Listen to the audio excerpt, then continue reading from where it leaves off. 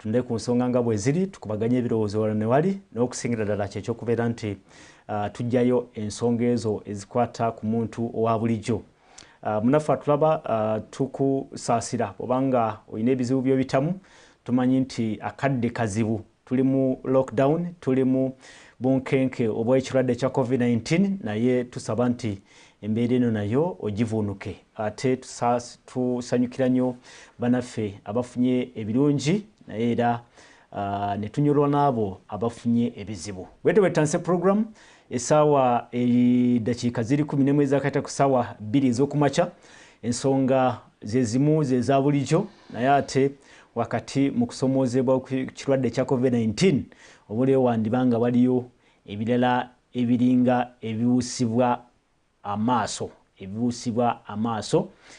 Tumanyi nti mbeera ya bulumi, mbeera ya survival, naye twogera ku byenjigiriza byo biri ku ki essaawa eno yennyini wetwogerera. Tukimanyi bulungi nti abayizi basindikibwa mu maka oluvannyuma lwa weeve ey'okubiri eya COVID-19 pandemic okuba nti yabalukawo, naye ate ekibuuzo kiri nti abayizi baffe bali kuki mu kiseera kino kyennyini. Kyekibuuzo kye tugenda okwanukula mu ssaawa eno yennyini ng'amaze okwegatibwako David Kasuti, y'omu ku batunuulizi b'ensonga ate ng'ali mu nsonga n'ebyenjigiriza.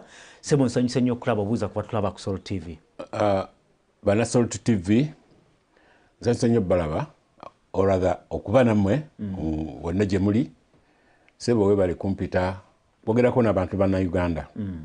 Ekiseera kye tulimu si kirungi, tuli mu lockdown. Abamu twalyagadde okutuuka ku bantu baffe naye tetutuukayo for a good reason, a bad reason, naye nga a bad cause but a good reason. So nsaba nga sino tunagenda mu maaso kujjukiza bannayuganda bannange nti covid gyali bantu bajja kwogera bingi obulumi, naye ate for good reason, olwokubanga nti obulumi nabwo bungi okubeera waka, okutafuna ssente, bantu tebalina mmere, naye ate obulamu bwe bugagga.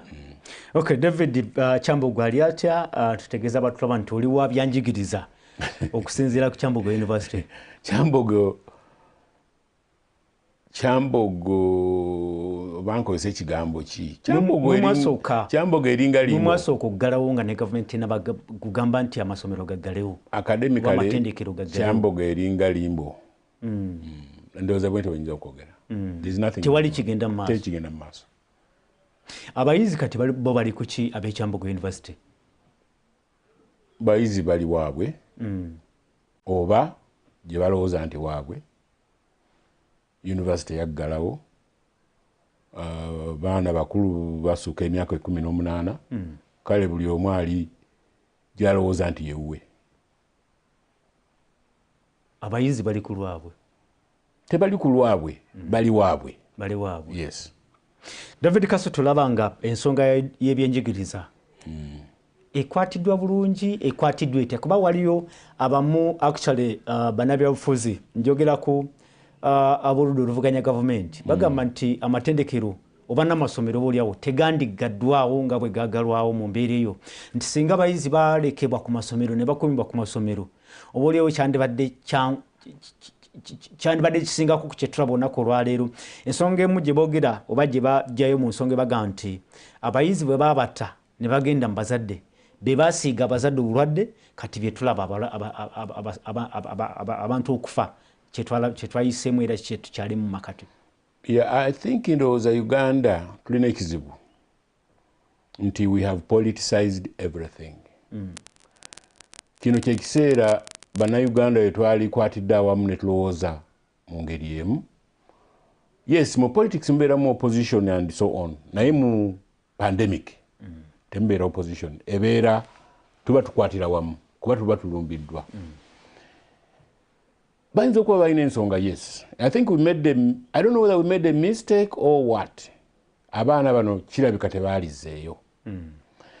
Naye ekyo nkyogera nga maze okulaba nti tekyali kituufu, naye wali nange nekkiriza nti abaana baddeyo. So you can see nti no, ffenna twali mistaken.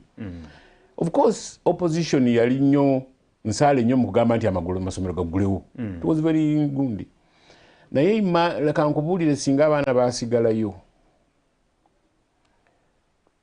abazadde kyetwalikoze amasomero nze omuzadde okubeera awaka ng'awulira nti omwana we mulwadde nti oba mu ssomero gundi mulimu abaana abalwadde n'atuula awaka.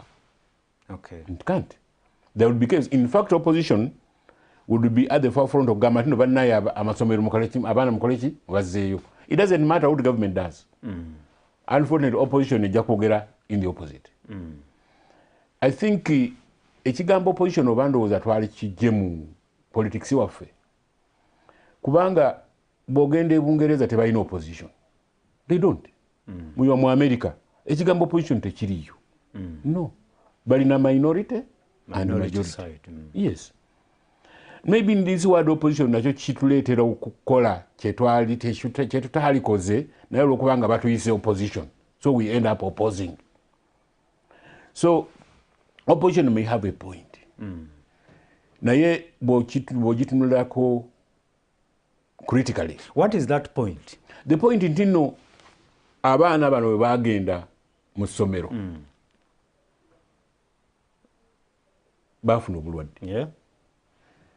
Kati bwe batambula bagenda eka nebuzza eka. Yes. You know? That's the point they have. What the good case is Chambogo University, Joe Somesa. Chambogo University. No, that's a good case. Mwafuna abalwadde bangi. Si bangi. Bali munana. Bangi abo. Si bangi. Bangi abo mu ssomero. Okugeragera n'amasomero n'amatendekero amalala. So nene musalawo nti baddeyo waka ne muggalawo. No, twagamba no baddeka. Singa mwaba managingirawo twagamba kutendekero. Tukozese e-learning.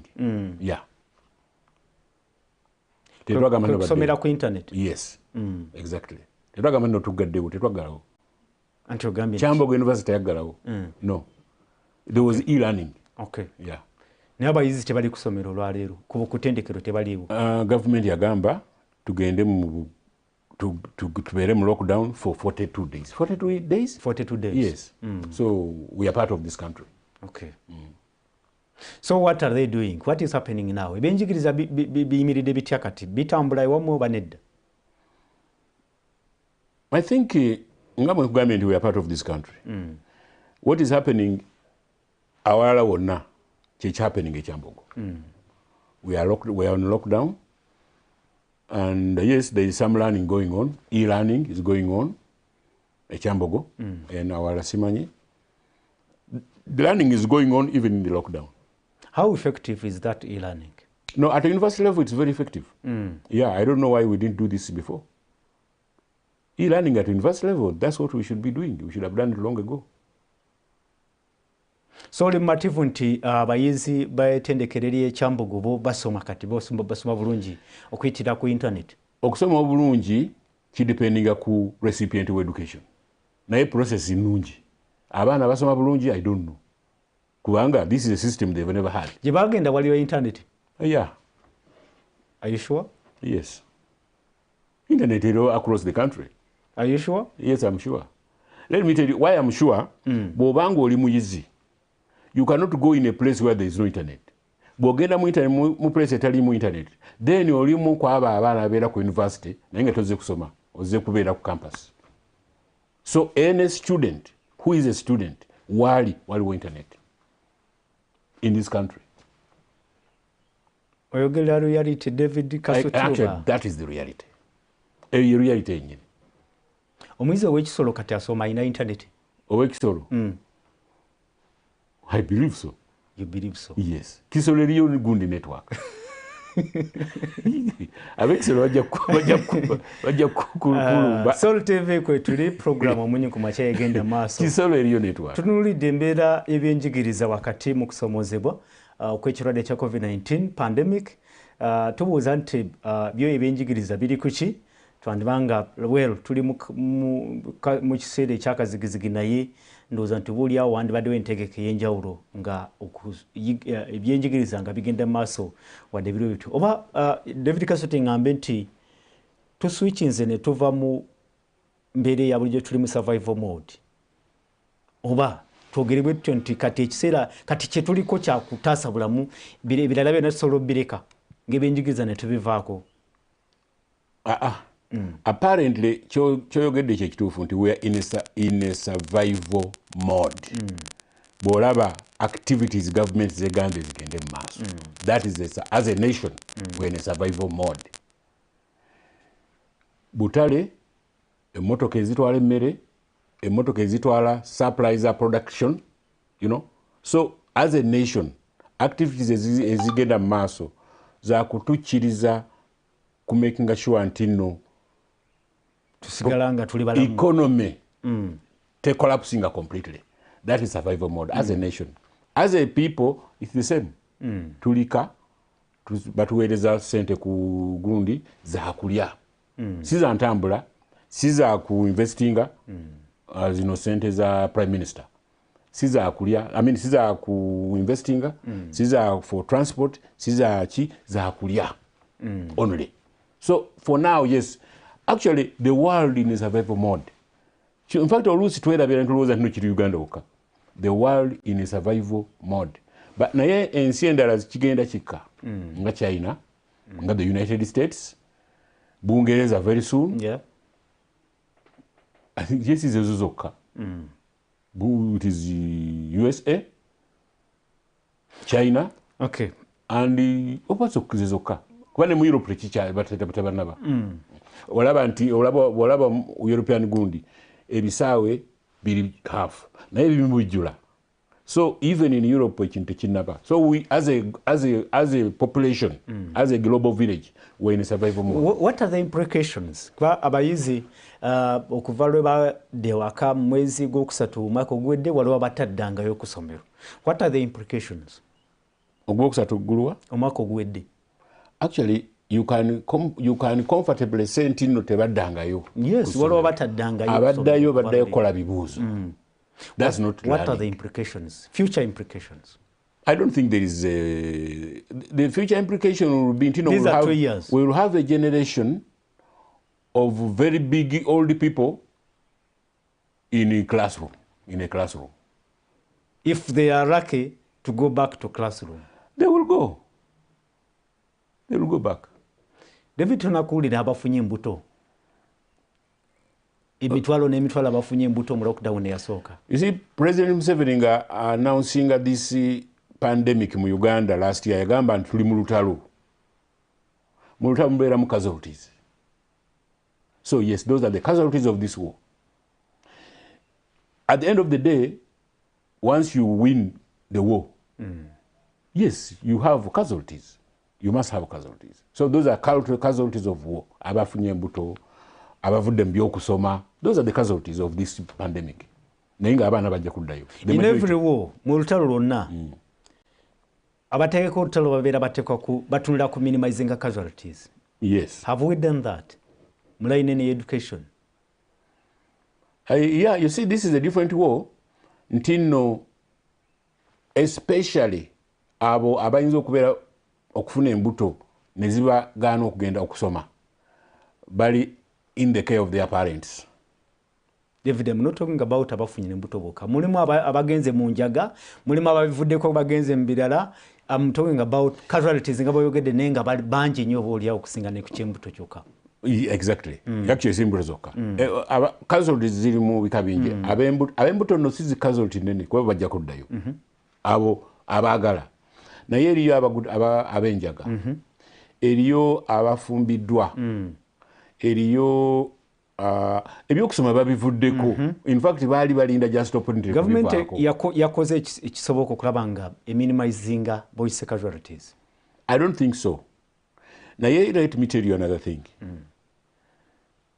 Ugandan society, for abantu ba bulijjo, we are more responsible for ourselves than government. That's how our country is set. If you are there oli eyo olowooza government ejja kukola kino ejja kukuumira omwana wo then omwana wo mwerabire. What is the role of government? So that's academic. We are talking of reality. Bogamba role of government kusiba mwana wo nga akoze omusango, it will put him in the cell. Tekitegeeza nti government eddusa obuvunaanyizibwa bwayo. Not at all. Not at all. In fact, let me tell you, those are excuses abazadde abatalina buvunaanyizibwa bye byekwasa. I don't want to be one of them. Ntino government omwana wange afunye olubuto RDC obaddewa. Kiki ekimutuusiza okufuna olubuto David Kasoti? Nga nziramu ebyo? No. Kiki ekimutuusiza ku kufuna olubuto? Omwana abadde ekituusiza omwana oyo okufuna olubuto. Ekituusiza omwana oyo okufuna olubuto. You see me, I'm very practical. Siri mu bino bya academic. Ekituusiza omwana oyo okufuna olubuto, one, kuggala ssomero for good reasons. Ne bamukuddiza kuba mwana wo so that omutangira COVID. Then omukume oba omukuume nga bulijjo ng'omwana wo bw'omukuuma as it were. Kitegedde. Now, in the process, maybe because of a lot of tension, because of what, nawe n'olegeza gwe. Jjukira eri abatalegeza. Gwe n'olegeza, mwana afuna olubuto. Sorry. We pay taxes, David Kasoti. We pay taxes to government. Wait a minute. We pay taxes to government to provide services. Zetutasobola kola ki? Social services. Zetutasobola kwetuusaako. Kankuwulire muganda wange. Government, when we talk wait a minute. Government actually had an obligation to provide learning materials for students during the lockdown. Now we are mixing two things. No, it's a social service. No. We are talking of mbuto, njaga, and so on. That's the discipline of your child because you have failed as a parent. In fact, kankubulire ne mu ssomero omwana bw'abe nga empisa ziyitiridde bamukuddiza. You are the last resort when it comes to discipline and conduct of your child. Let's focus on that one. Okay. Nga tetundadda wali. You know, we don't pay taxes for government okugema embuto z'abaana baffe. No, to provide the service. Provide service mu ddwaliro ng'afunye olubuto azaale bulungi. That's what we do. I'm talking of in terms of discipline. Singa omwana wo afunye olubuto, then government ejjamu to make sure nti nno bw'agenda mu ddwaliro tafa. Services za government mu that area si za kugema mbuto z'abaana. No, okugema embuto z'abaana it's you. In any case, there is a family planning which is access to everybody. Okay. Government olaba nga yakoze obuvunaanyizibwa bwayo eri abayizi abali mu lockdown. Now I think let's talk about omwana abadde asoma azzeeyo. What else? Yes. I think that's the question. In as far as learning is concerned. In the saga of government, no government ekoze responsibility y'omwana. No. Ekoze responsibility eri eggwanga. Kubanga these children mwe move over doctors. Yep. Mwe move over technocrats n'abalala. Technocrats. That's a very good one. Therefore, technocrats are 5 years from now. Yes. What are we doing about it? I think that's where government comes in, not discipline. I don't think government has done. It wasn't prepared. That's the right word. No. It wasn't. The question, has it done enough? It wasn't prepared. Answers your question. It doesn't. Has government done enough? If you're not prepared, you don't do enough. Then that's what you've answered in the... Exactly. David, you are a teacher. You should be straightforward. No, as a teacher. You see, I'm going to teach of P1. I don't want to talk about it. So, okkiriza nti government tekoze kimala okulabika nga efaayo nti abayizi abasindikibwa waka bafuna ekyo kye balina okufuna nga bali waka. Sikukkiriza, I knew it. And I've been thinking, what is the way forward in future? In fact, I think government here, is it because radio, TV? To me, that was wrong. But they didn't even... I know, forget about it. Whether it was done or not, it was a wrong intervention. Okay. Yes. I think what government should... What government cheyalikoze, which is also atesi changu nacho. You see, for me, okay. Making sure anti bateka of facilities for facilitating home learning. Naye home learning atekwa kubanga muguli mu Australia eyo home learning. Okusomere waka. Yes. Naye mu Uganda home learning naye abeera mu buzibu.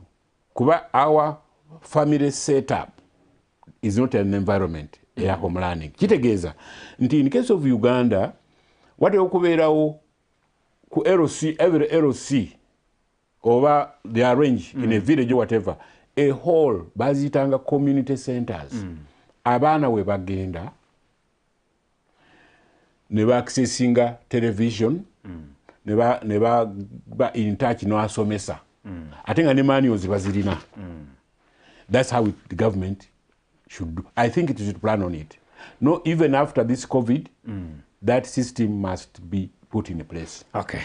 Solo TV ko oli munafa tulaba tugenda maso ne program Omunnyo Ku Makya naye tugenda kumulamu tuli ku nsonga y'ebyanjigiriza wakati mu kusomozebwa okw'ekirwadde kya COVID-19 kiki government kyekoze kiki takoze na kiki oboolyawo omuzadde kyateekwa okukola mu kiseera kino okulaba nti omuyizi gyali asobola okubeera nga agenda maaso n'okusoma aleme okuddirira naye tetugenda kuwummulamu ka tugende mu maaso tulindidde okulaba nga twegatta ku mugenyi waffe omulala ali ebweru bw'anaaba nga atuuse nja kubanga mukuwa na tugende maaso n'entegeka eno yennyini. David Kaso tubadde tukyayogera ku home setting nti amaka gaffe tegasobozesa muyizi kusomera ewaka.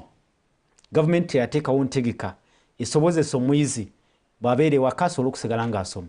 Waliwo entegeka yaliwo mu ntandikwa emabegako mu lockdown yasooka nga gavumenti egambye nti egenda kukozesa e-learning abaana basomere ku TVs basomere ku radios ate mbu babakubire n'empapula pamphlets babeere nga basobola okugenda maaso n'okusoma. How can you assess that was a joke, that program? Kwali kusaga. That was just an activity.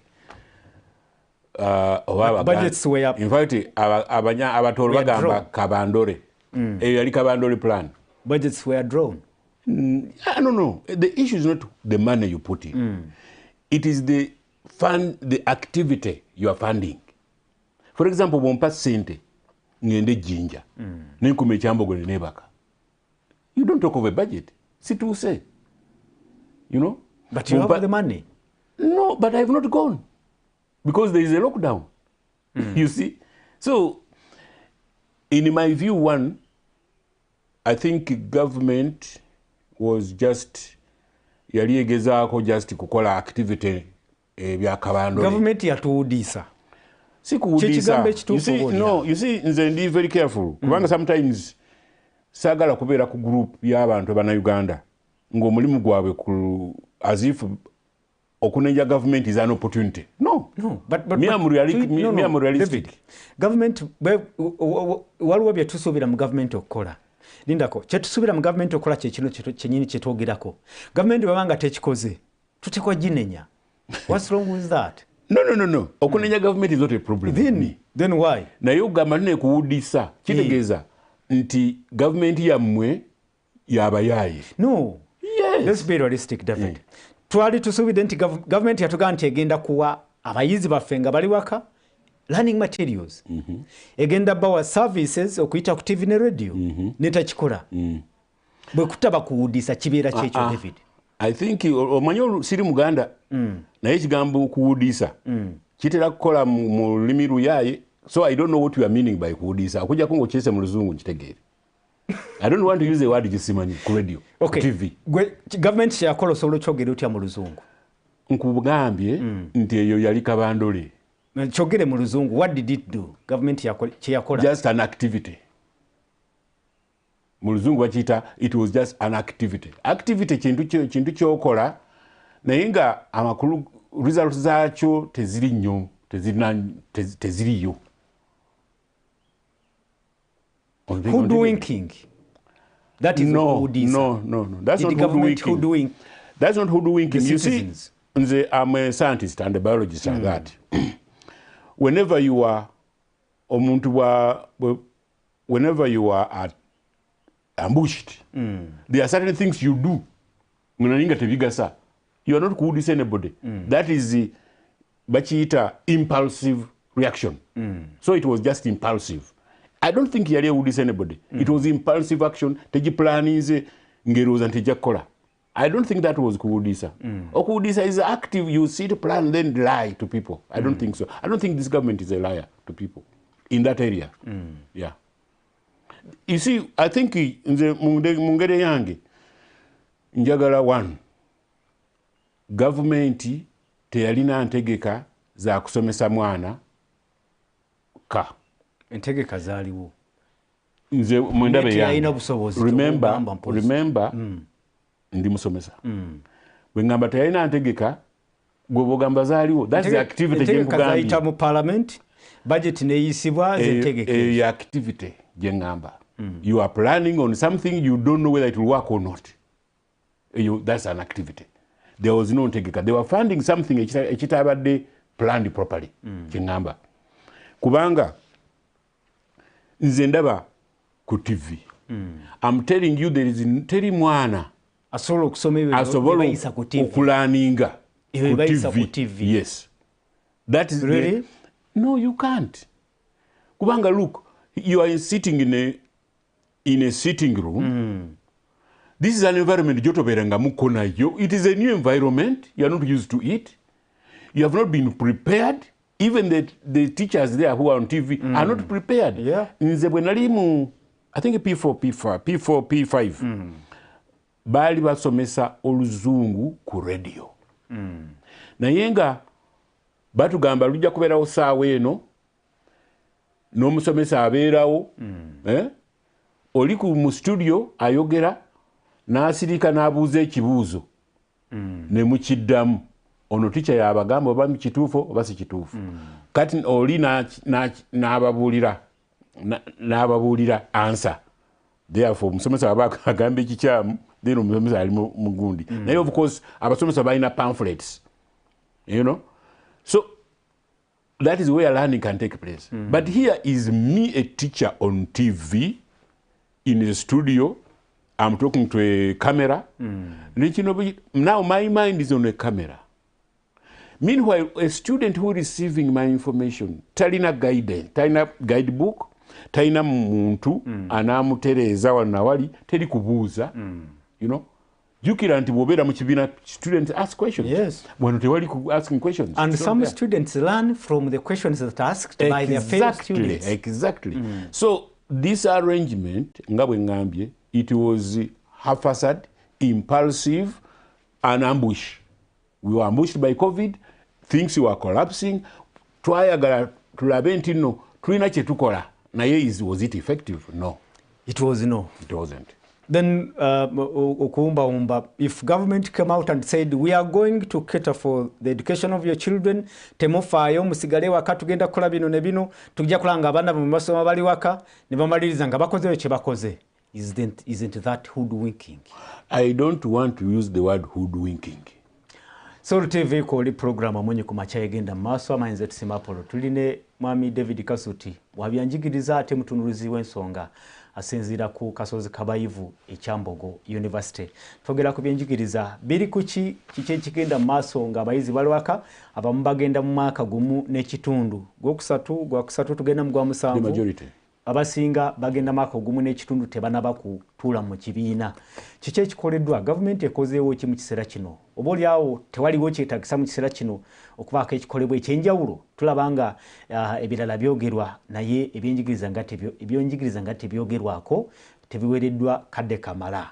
Kiki ekigenda maaso? Tukkirize nti tuli ku kyakutaasa bulamu kadde ka survival ebyenjigiriza tubiviireko ddala oba nedda? David Kasuti ekibuuzo kye nkubuuza.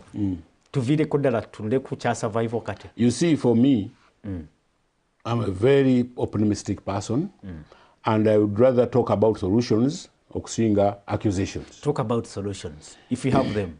Of course I do. Okay.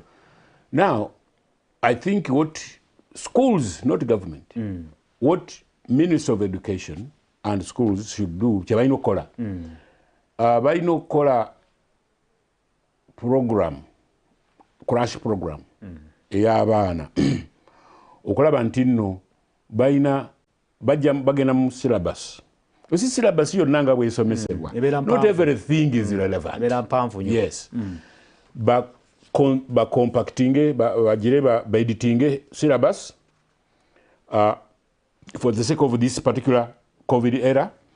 Basobola okulaba nti abaana basoma in, for example, abali mu kibiina right now kubanga abaana tebalagenda mu kibiina kirala, so that they can go into another class after covering 40% evidde ekyo kirabika kubanga kyakolebwako kubanga jjukira mu mwezi ndowooza gwali gwa mukaaga oguwedde n'ensimbi ndowooza zaali billion 38 zaweebwa ministry ya education ku developing a curriculum specifically for the COVID period. Okay, for me, my gundite, it doesn't even need money.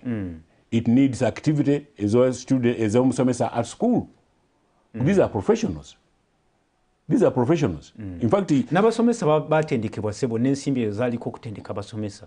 Bano bola abagenda ku zi TV mu bifo ebimu oba ku mikutu egimu mbu batendekebwa kusomesa ebyo, kusomesa eyo well, a program, in my view, was not useful. Usefulness ebeera contact kubanga that is how our education system is arranged. Contact between a teacher and a student.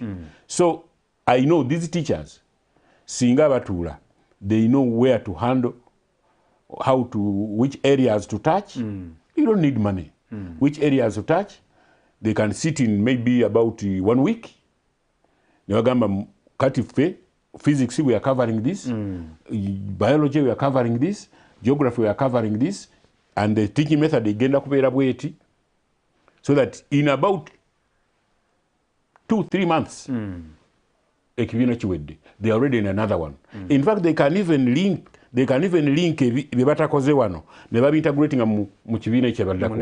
For example, in S3 or S2, such that bye mutakoze mu S2 naye nga bikulu mubintegratingira mu S3 ne mugenda mu maaso. You don't need money. You say ekizibu ekituuse wano, we need money. We are putting money everywhere. Well, maybe I may be old school. Naye as a professional, nsanyukira nnyo okulaba nti n'omulimu gwange gukoleddwa bulungi era guwedde than money okusinga okufuna sente. But I know that one, very few people agree with me, and it is their right. Is it practical? Is it possible? Very possible. Very possible. Oyogedde ku interaction ey'omusomesa n'omwana. Yes. How possible is that one?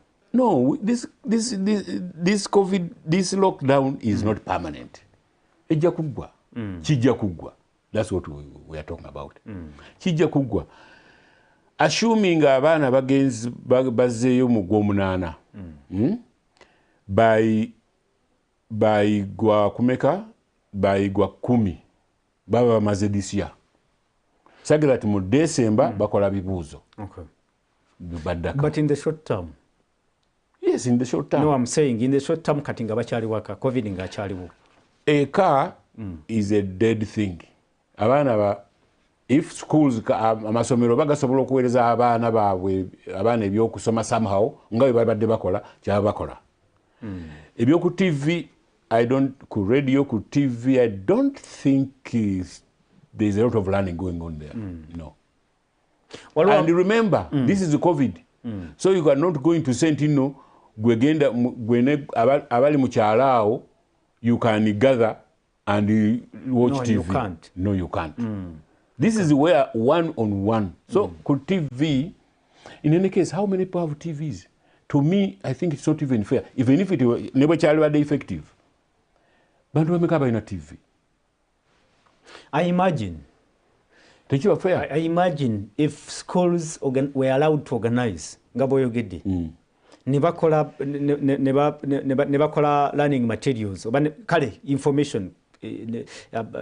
Subjects ezimu nabeera nga bainteractinga n'abayizi mu communities. Mulimu ekyokutambuza akawuka ku mpapula bwe bityo. Do you think it's ngotambuza mpapula from place to place? No, I'm looking at that. Electronically maybe. Electronically. Kusimu. Yeah, actually. They're doing that. Bakikola. That is going on. Amasomero agali run professionally. Bakikola already. You know?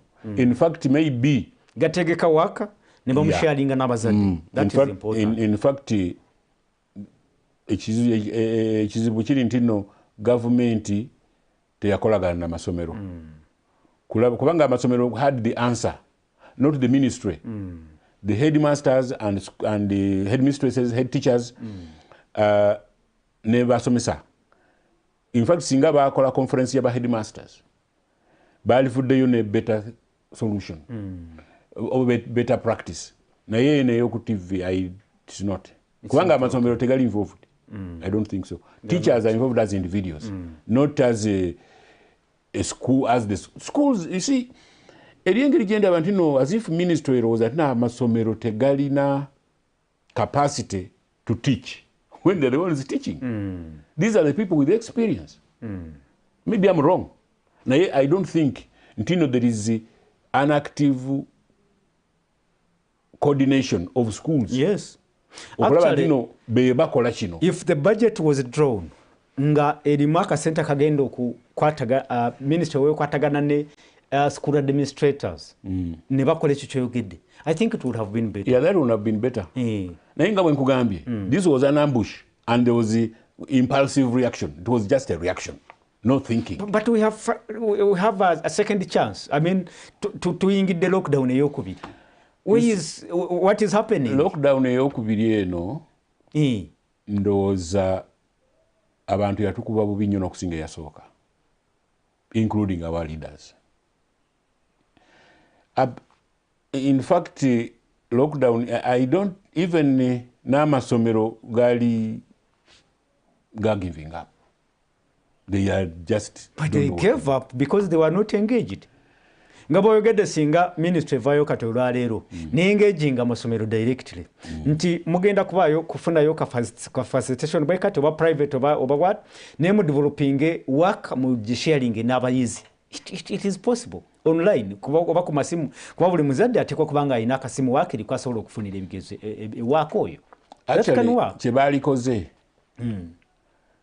I don't know naye abasomesa okay. One, sagala kwogera ku ssente, sagala kwogera ku funding, njagala kwogera ku process. Ebyo bya funding byabwe. It's up to government. But what is important, kyali baddewo naye tekiriiwo ate tekigenda kubeerawo. I hope kinaabeerawo nti let the schools head teachers be at the forefront of lockdown teaching. They have a better solutions. Yeah.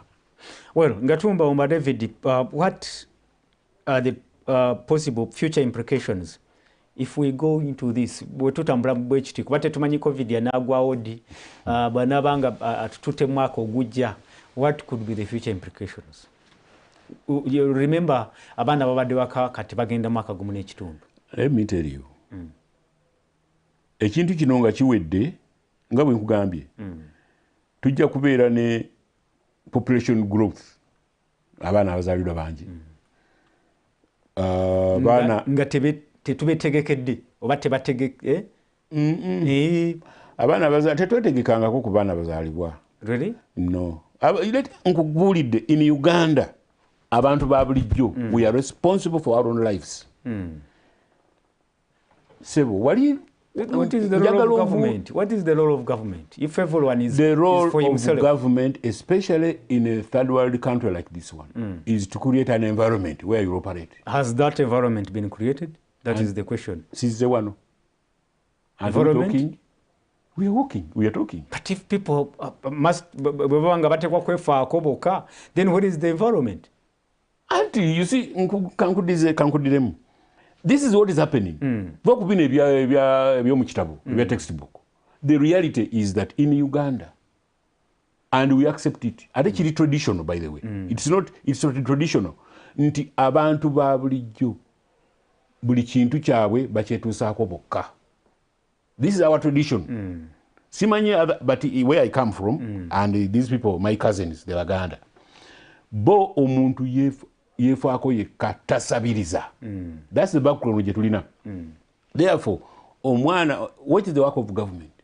To create environment whereby bwembanga nina kye neetuusaako nkikola ne kiggwa. That is how it is. Bwe tunadda mu government enakola ki, now we are, yes, I agree with you, as we urbanize, we are going to enter era whereby twetaaga government era bitandise twetaaga eddagala, malwaliro, twetaaga abaana basome, masomero, tusasula omusolo, twetaaga kino, tujja kutuukayo. Naye for now,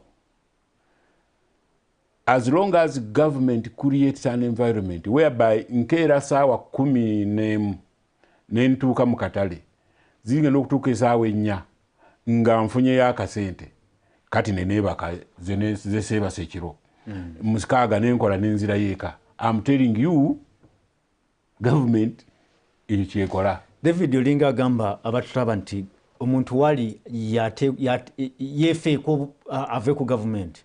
Olinga kyogamba sinze ngamba no kyotegeeza bwe kiri kyotegeeza no I'm just telling omuntu ateekwa kwerwanako. Kankubuulire kyenjogera about 70% abatowuliriza bakimanyi era abamu are just wondering what era bubuuza abantu omulimu gwa government bwakuddiramu omulimu gwa government ajja kuddiramu academically naye nga mu mutima takikkiriza. Tonakuwulira yabaga government etuyambe ekyo kipye by the way era n'abantu bakisekerera omanyi nti no omuntu ogamba government etuyambe is derogatory sicha for now sicha muwendo government etuyambe bantu bakisekerera yes naye nga yes that's where we are going but not now and not tomorrow.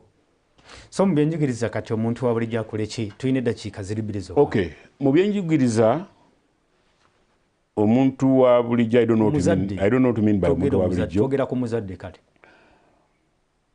Omuzadde tulina PTA.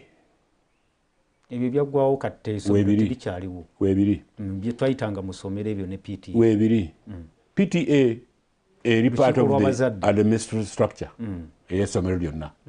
Ne bweba essomero liba teririimu it can be created. Okay. Kubanga it is part of school structure. Tulina PTA. So PTA zituule n'abasomesa ne administration, school administration ne board but so that they can come up with a way forward. Oba kyetaagisaamu government, let the school administrations agree on how to find a way of government intervening, not the other way around. Government sees how it will intervene. Let the schools zituule around know what we need from government is this. Yeah. Well, outcomes ebivaamu bikyawo batuula basabe ki oba biki ebisuubira okuvaamu ekyo mu that arrangement ate tebanatuula biva mu meeting eyo. I don't want to think for them. No, trust me, when people sit they will know how they will come up with this. One kiki baagala they want to make sure nti teaching eno gye baamisinga ekolebwako. How is it done? They bali mu field they know, not the ministry. This issue of things coming from the ministry and dictating to teachers is not right. Okay, your parting shot. Basebo ne banyabo ne ba students. Abaganda balina olugero nti nno simanyi bulungi naye nti nno lwoya lwa munyindo.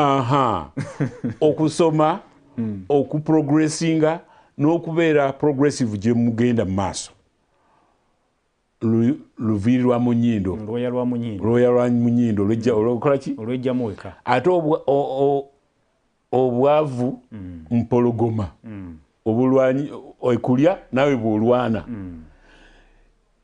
Singa obanga eriyo abalowooza nti no government erina otukolera kino bwe tetukoledde kino naffe tetujja kukola kino, abaana bammwe bagenda kubeera baddu b'abaana baffe. Yes. That is very bold. Alabasolo TV program Omunnyo Ku Makya egenda mu maaso. Essaawa ebyobukulembeze wano wejjokoma tetutandikirawo olunaku olw'enkya. Tugenda mu byemizannyo ne Jeffrey Mugerwa. Mayinza tusimapulo. Abayizi mutegedde ekyokukola n'abazadde oboolyawo nammwe mutegedde ekyokukola. Na school administrators nammwe oboolyawo mutegedde ekyokukola. Wadde tuli mu survival ebintu ebimu oboolyawo biteekwa kugenda mu maaso mpola mpola. Tetusobola kutunula ku survival kuba nayo education is part of survival. Atulaba ku Solo TV nkusibudde kankwagaliza olunaku olungi. Mayinza tusimapulo musibe bulungi mweraba.